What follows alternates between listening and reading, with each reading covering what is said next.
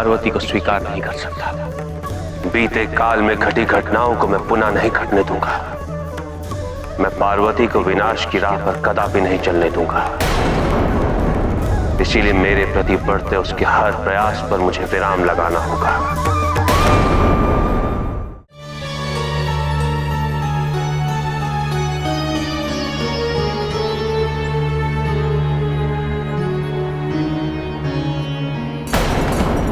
तुम जितना भी चाहो सती, तुम यहां नहीं रह सकती। तुम्हारा और मेरा संसार बहुत भिन्न है।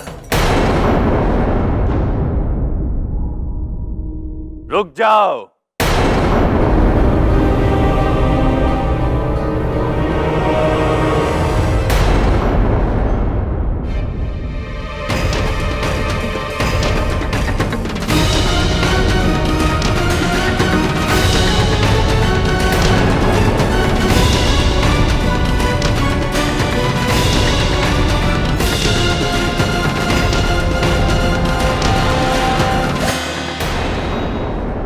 इस नदी को पार करने का प्रयास न करो देवी।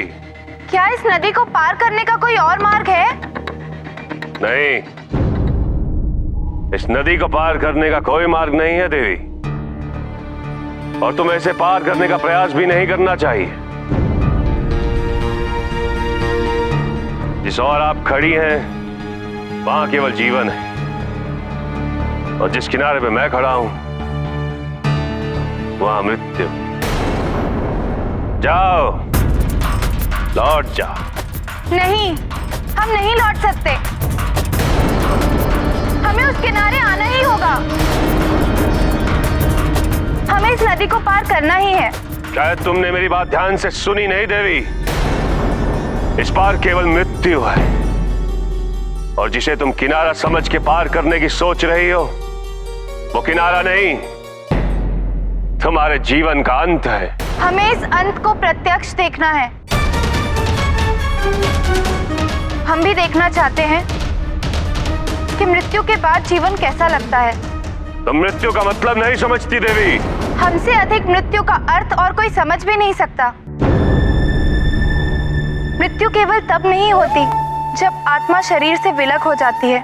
मृत्यु तो तब होती है जब जीवन का उद्देश्य छूट जाए, जब सारे स्वप्नों का अंत हो जाए, जब ये संसार अर्थहीन हो जाए। और हमारा अंत तो उसी क्षण हो गया था जिस पल हमारे प्रेम ने हमें त्याग दिया था। अब इस शरीर के लिए क्या मृत्यु और क्या जीवन।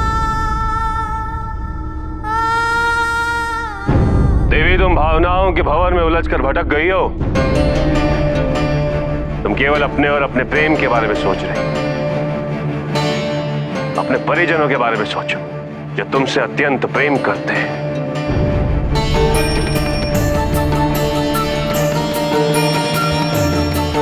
एक मृत शरीर किसी के भी प्रेम के योग्य नहीं होता,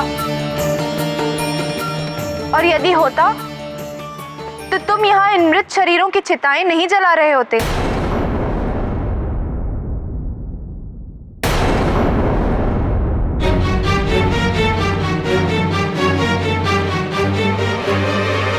एक बार फिर सोच लो देवी, तुम इस भंवर में अपने अस्तित्व को मिटा दोगी, जैसे इस समुद्र में मिलकर इस नदी का कोई अस्तित्व नहीं रहा। नहीं, ये नदी समुद्र में समाहित होकर अपना अस्तित्व नहीं खोती, बल्कि अपने अधूरे प्रेम की संपूर्णता को प्राप्त करती है।